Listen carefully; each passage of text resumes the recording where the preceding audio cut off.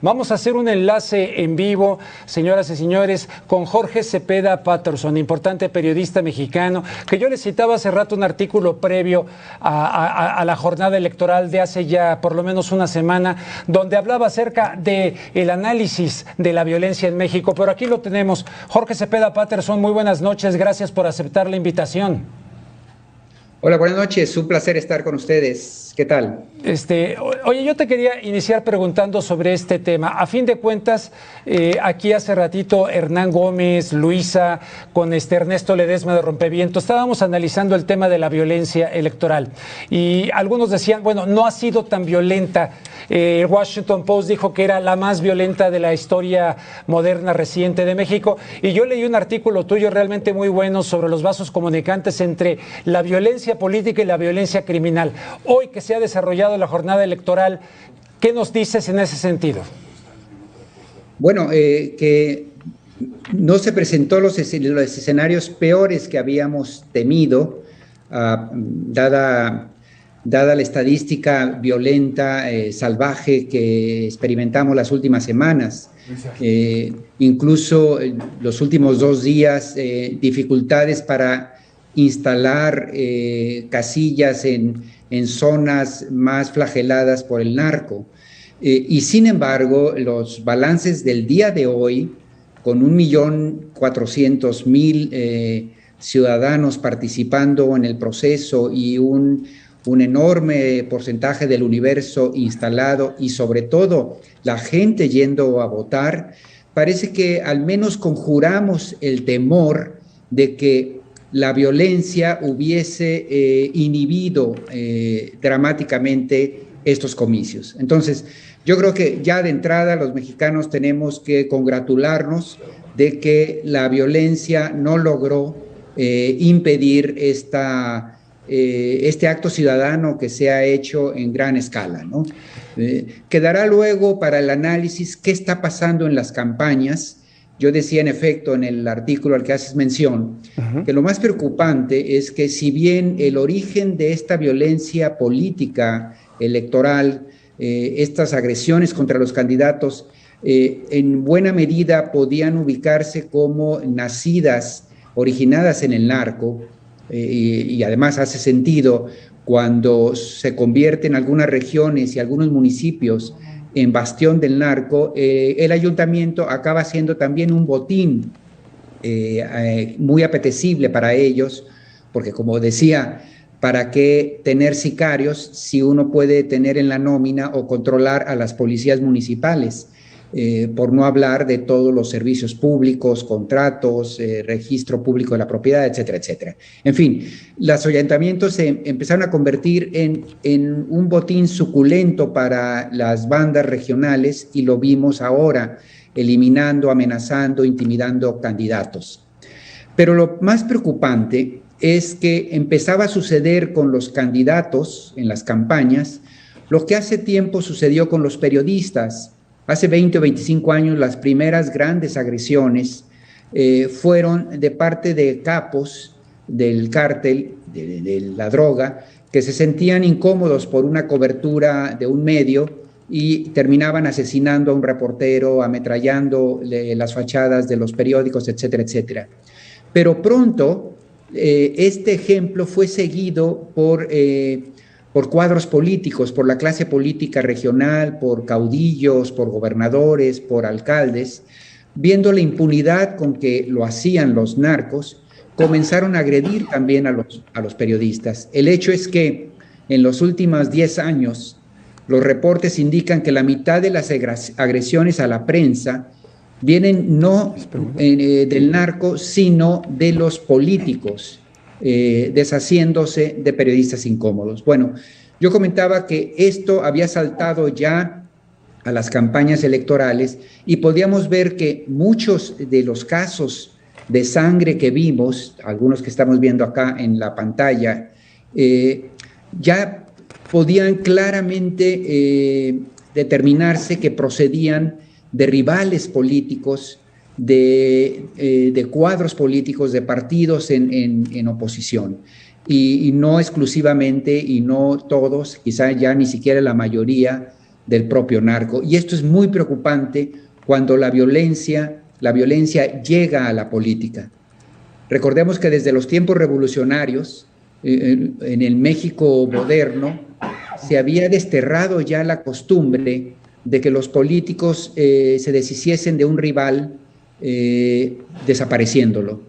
Y sin embargo, en estas últimas semanas, últimos 2 meses, lo hemos visto con frecuencia. Esa parte era la preocupante. Pero regresando a la buena noticia, terminaría esta respuesta, disculpen por alargarla, terminaría diciendo que pese a todos esos antecedentes, la jornada de hoy, hasta el momento, ha sido una jornada ejemplar, considerando de dónde venimos. Jorge, en términos de proyecto de nación, ¿qué está en juego en estas elecciones? Porque yo en lo particular he visto en varios países del mundo que me ha tocado cubrir elecciones, incluido, por ejemplo, El Salvador. Llegan los candidatos, por ejemplo, Mauricio Funes en El Salvador, cargando el violín con la izquierda, pero luego en el poder tocándolo con la derecha. Zapatero en España, en fin, en términos ideológicos y dentro de un marco de la globalización, que parece ser que va avanzando de manera pues dramática, sobre todo ahora en tiempos de pandemia, que incluso algunos como el ex primer ministro Gordon de la Gran Bretaña hablaba de la necesidad de una gobernanza mundial para enfrentar la pandemia. ¿Cómo andamos en ese sentido? Ideológicamente hablando, ¿qué significa esta elección para definir qué tipo de nación queremos en México? Bueno, justamente este tema es el que hace que estas elecciones sean particularmente viscerales o apasionadas.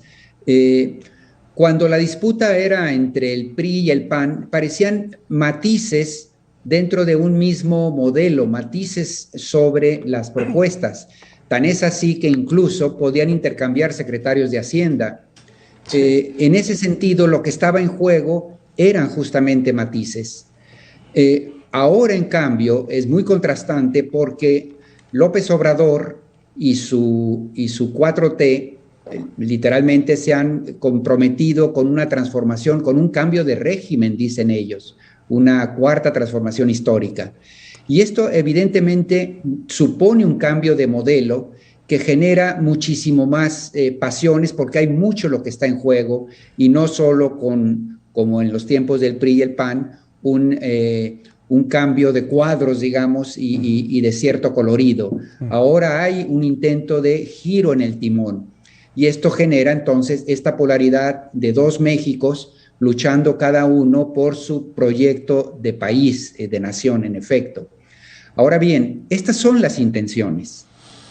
En la práctica es muchísimo más complicado de lo que parece. A veces exageramos la importancia, la capacidad de hacer de los estados nacionales, que ahora es muchísimo menor al pasado, en el sentido de que vivimos en un mundo interdependiente, global, sujeto a corrientes internacionales.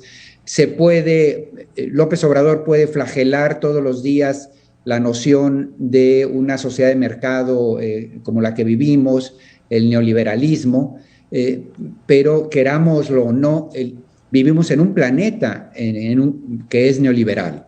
En ese sentido, los márgenes de posibilidad que tiene un Estado nacional hoy en día son mucho menores.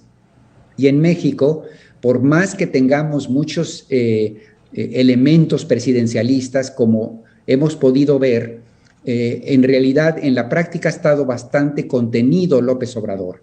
Su narrativa es muy belicosa, es muy polarizante, pero en la práctica el grueso de sus posibilidades de un cambio de régimen en realidad están bastante contenidas.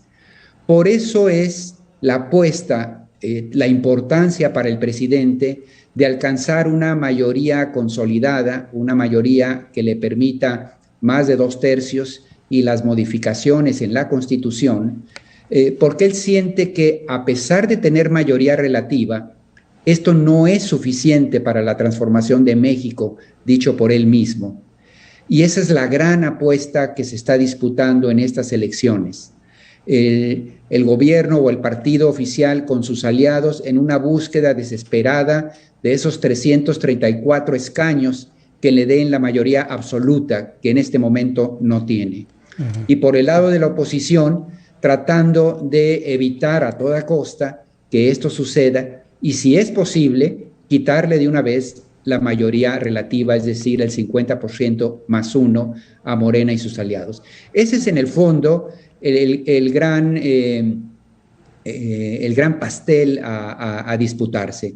Más allá de las 15 entidades federativas que están en disputa, en donde en cualquier escenario, evidentemente Morena va a quedar mejor que como entró, simplemente por el hecho de que en este momento de las 15 que están decidiéndose, Morena solo gobierna en una, que es, como sabemos, Baja California. Claro. Si obtiene 5 o si obtiene 9 o 8 o 10 de las 15, evidentemente su saldo habrá resultado favorecido. Y lo otro lo sabremos hasta que se decida la composición final del Congreso. Bien, habría que sumarle Veracruz, ¿no? Que también la gobierna Morena, Veracruz. Oye, aquí está Ernesto Ledesma de Rompeviento y te quiere hacer una pregunta. Hola, Jorge. Buenas tardes. Oye, mira, ¿cuál es, desde tu perspectiva, ahorita que hablas precisamente de este modelo de la 4T de Andrés Manuel López Obrador, que intenta conformarlo, gestarlo de la manera en que pueda?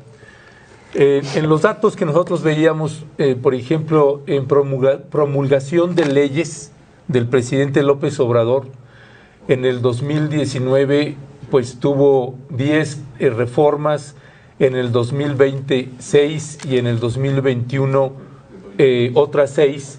Hablo de promulgación de leyes.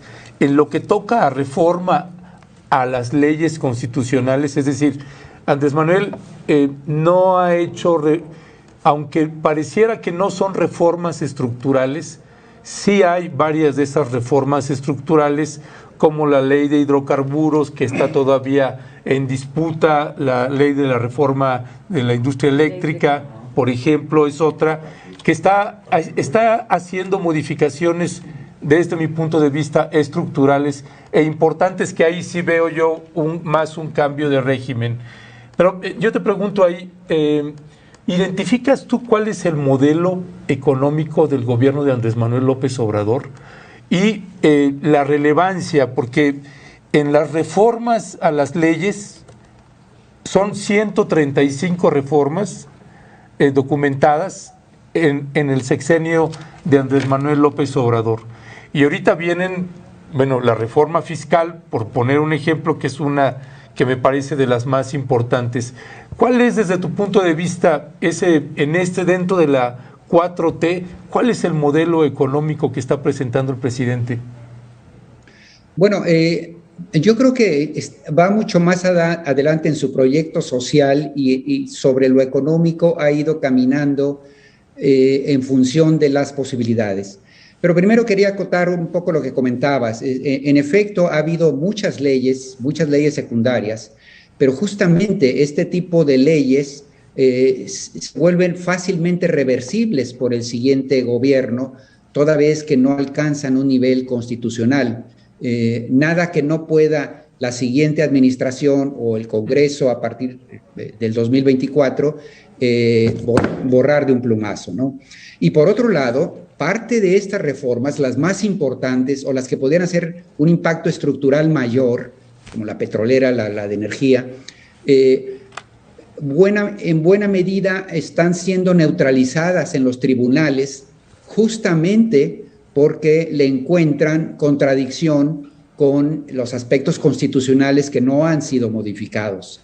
Entonces, de ahí la queja recurrente del presidente de que los jueces destejen el tejido que él va construyendo o intentando construir. Y de ahí incluso el tema de la Suprema Corte, que ya es para otro día. Eso con respecto a, digamos, los alcances que pueda tener en el primer trienio, esto que él considera insuficiente, y la verdad que con mucha razón, más allá de muchos aspectos positivos, por supuesto, como tiene que ver la evasión de impuestos que se ha corregido, el aumento al salario mínimo, etcétera, etcétera. pero no podemos hablar en México que en este momento esté en marcha una transformación social que permita un cambio significativo en la manera en que la riqueza se distribuye en este país, por desgracia. Esa es la intención, pero no se está consiguiendo por muchas razones. Ahora, el modelo económico de López Obrador es muy complicado porque la parte macroeconómica de finanzas públicas en realidad no se distingue mucha de un planteamiento neoliberal o tradicional, en el sentido de contener la inflación, aversión a la deuda externa, a la deuda pública en general, a mantener finanzas públicas absolutamente controladas, en hacer una cotización del peso sólido. Todo este conjunto de medidas en realidad no están muy lejanas, por lo menos este corpus, de lo que recomendaban el consenso de Washington o los Chicago Boys hace 25 años, ¿no? Contra la costumbre de los gobiernos que se consideran de izquierda, populistas dirían los adversarios, populistas de izquierda, que tienden a ampliar el gasto público, a desequilibrar las finanzas públicas, a contraer endeudamiento para generar mucha obra de carácter social, mucha transferencia, etcétera, etcétera. Frente a ese esquema, López Obrador ha sido, en realidad, incluso visto desde la perspectiva de la iniciativa privada, tendría que ser reconocido como un presidente que ha sido sumamente responsable, incluso más responsable que los anteriores, con estos temas tan caros para las finanzas públicas internacionales, ¿no? Hola Jorge, buenas noches. Te saluda Luisa Cantú, me sumo aquí a mis colegas. Sumar a eso que nos deja sobre la mesa quizá la excepción del presidente de abrir la libre competencia y más bien mantener la rectoría en ciertos ejes estructurales, ¿no? Ahí sí vería yo, digamos, el primer choque con el modelo neoliberal, por lo menos en otros países, ¿no? Que es, abrir todos los sectores a la industria privada para que se autorregulen. Yo sí veo un pequeño giro ahí, un giro radical más bien, en, estas leyes de las que ya hablaba Ernesto, pues sí de regresarle la rectoría al Estado, porque al final el Estado somos todas y todos. No sé ahí tú cómo lo veas, y lo conecto con otra pregunta, ahora que decías de lo que está en juego en este momento, ¿no? Y lo que está en juego para Morena. ¿Qué está en juego o qué está defendiendo este bloque opositor? Porque me es muy difícil de leer, juntando PRD, PAN, PRI, ¿no? En una muy importante proporción de los distritos en varias entidades. ¿Qué están defendiendo? ¿Es un tema de poder? ¿Es un tema de proyecto? ¿Qué es lo que están diciéndole a la ciudadanía que defienden? ¿Qué México es el de este grupo opositor? Porque creo que también eso es importante de analizar. Me queda claro el de Morena. Y la otra parte, ¿qué es? ¿No? ¿Cuál es ese México que están defendiendo? ¿Qué le están vendiendo, a quienes les están pidiendo el voto? Yo creo que esa es la parte nodal de lo que hoy estamos viendo, es la enorme incapacidad de la oposición para construir una alternativa frente a Morena de cara a las causas que llevaron a Morena al poder. Me explico. Es decir, el presidente gana con el 53% de los votos en el 2018 y es encaramado ahí por una sensación de molestia, de incomodidad, de hartazgo frente a la pobreza, la injusticia, la desigualdad social, la inseguridad, etc. Sí. Hoy en día, después de 3 años, la oposición todavía no entiende que el problema no es López Obrador, sino la inconformidad que llevó a López Obrador al Palacio Nacional.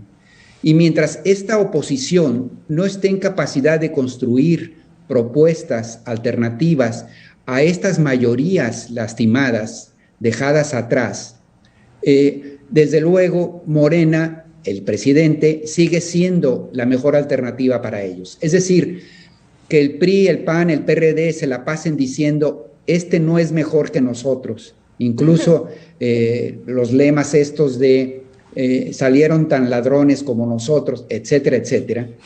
En cierta manera es un disparo al pie. Lo que diría alguien, bueno, pero por lo menos estos están tratando de hacer algo a nuestro favor. Es decir, es imposible construir una alternativa viable cuando hay tanta inconformidad, cuando la oposición ha construido su campaña exclusivamente en criticar al poder. Pero este poder, a pesar de que la gente diga, es cierto, están cometiendo errores, mientras no venga alguien que diga, yo te ofrezco esto para resolver los problemas que tienes, y se limiten simplemente a decir, que te está tratando de resolver tus problemas, en realidad no es tan bueno como dice. Es decir, es una estrategia absolutamente condenada al fracaso. Si fracasó en el 2018 los planteamientos de una amenaza para México, muchísimo más ahora. Si López Obrador ganó con el 53% de los votos y en este momento tiene niveles de aprobación del 60-61%, pues francamente no hay posibilidad para esta oposición. Jorge, yo quisiera preguntarte, ¿cómo estás viendo y cómo has visto en esta elección las candidaturas que presentó Morena? Y en particular el caso de Nuevo León, donde a pesar de que se hizo un cálculo muy pragmático de postular a una candidata que no venía de las filas de Morena, que no está identificada con la izquierda, el resultado fue muy malo, por lo que todo parece indicar en Nuevo León. Ella misma no se ha proclamado ganadora, como lo han hecho los otros candidatos. Y de la misma manera hay otras candidaturas, perfiles muy cuestionados, que tienen poco que ver incluso con los valores que ha defendido la 4T, sus trayectorias son bastante dudosas en algunos casos. Es gente que viene de los partidos tradicionales. En el mismo estado de Nuevo León, casi todos los candidatos que postularon eran gente que había salido del PRI o del PAN. Y lo mismo ha pasado en otras entidades. En San Luis Potosí postularon a una candidata y ya le retiraron su apoyo incluso antes de las elecciones para apoyar al Pollo Gallardo, que es un perfil muy cuestionado del candidato del Partido Verde, que se dice que tiene vínculos con el crimen organizado. Y así podemos irnos con varios casos de candidatos que tienen muy poco que ver con un proyecto de izquierda, muy poco que ver con lo que ha sido o con la idea de lo que Morena nos ha dicho que es. ¿Cómo ves estos cálculos, digamos, políticos pragmáticos? ¿Está rápidamente Morena yendo, digamos, hacia una desnaturalización de su propio proyecto político? ¿Cómo ves al partido? Bueno, sí, yo lo veo lamentable, francamente, porque a mí me parece que Morena y López, el obradorismo en general, su gran capital político es la ética. Su llamado a combatir la corrupción, a desterrar las malas prácticas, las tranzas. Creo que mucho del apoyo a López Obrador surgió de la visión, la imagen de integridad, de honestidad, de alguien que no tranza, ¿no? Entonces sí resulta muy frustrante que una vez en el poder y pensando que los fines justifican cualquier cosa y el hecho de que está conduciendo un proyecto que intenta favorecer a los pobres, eso es capaz de justificar cualquier medio. Y me parece que esta ecuación es una ecuación errónea porque mina el capital político verdadero del obradorismo, que es su integridad y su razón ética de cambiar lo feo, lo malo que opera en la vida pública de este país.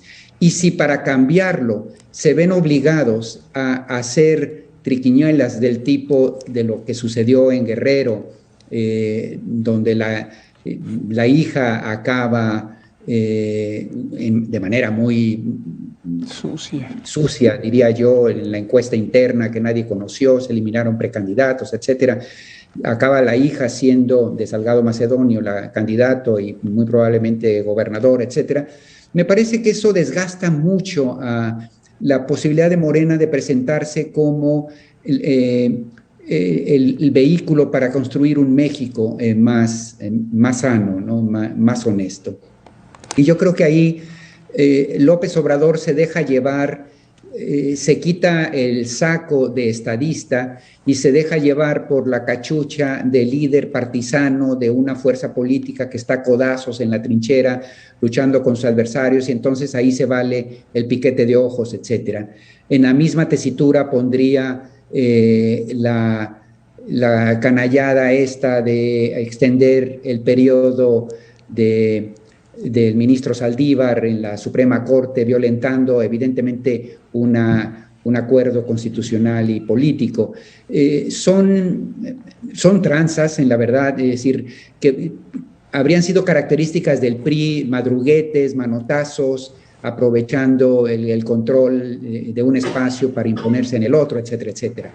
Entonces, en resumen, sí, muchas de las candidaturas que presenta Morena están claramente definidas en función de ganar de lo inmediato, de la coyuntura, de quién me da más posibilidad de conseguir un poquito más de votos, y no en la generación de un proyecto distinto de país. Y luego por eso tenemos los desfiguros como la senadora de Sonora, elegida por Morena y que acaba siendo prácticamente su peor enemiga.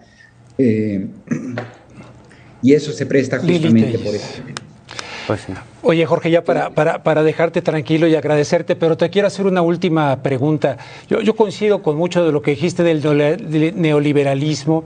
Alguna vez Ernesto Cepeda me dijo en un programa, es que AMLO no está enfrentando el neoliberalismo, lo está capoteando. Pero, por ejemplo, el TEMEC es un instrumento neoliberal, continuación de algo que inició Carlos Salinas de Gortari como el Tratado de Libre Comercio. Entiendo que es muy difícil querer cambiar todo eso en una administración, pero la pregunta es si él se ha portado bien, responsablemente, tiene muy buenas relaciones con algunos centros financieros internacionales. ¿A qué se debe la portada y el artículo de la revista The Economist, en tu opinión, y que llegara de manera previa a estas elecciones, cuando en realidad no ha tenido un manejo populista al estilo de otros países sudamericanos? Yo te haría esa última pregunta antes de dejarte ir. Sí, digo, solo podríamos especular, evidentemente, las razones internas que llevan al Economist a hacer una pieza que, la verdad, está muy a contrapelo de la línea editorial de la revista. El Economist, que tiene más de 100 años de existencia, se plantea a sí misma como una revista conservadora, vinculada a banderas neoliberales, del mercado libre, etcétera, pero siempre con una articulación inteligente y con códigos periodísticos bastante sólidos. Esta, en cambio, exhibe muchísimas falencias. Es más, cuando uno lee el texto, hay porciones del texto que en ningún sentido justifican el titular del falso Mesías, muchísimo menos la conclusión, en donde de plano se pide votar en contra de López Obrador, algo que tendría que escapar a las pretensiones de un medio periodístico que intenta cubrir la realidad, no imponerla, y sobre todo el llamado que hacen al presidente Biden de que de alguna manera intervenga para modificar. No solo muestra el Economist una enorme ignorancia sobre el sentir de los mexicanos frente a las intervenciones norteamericanas, sino también verdaderamente una torpeza brutal que es muy extraña normalmente para el tono sobrio, inteligente, documentado que suele usar el Economist.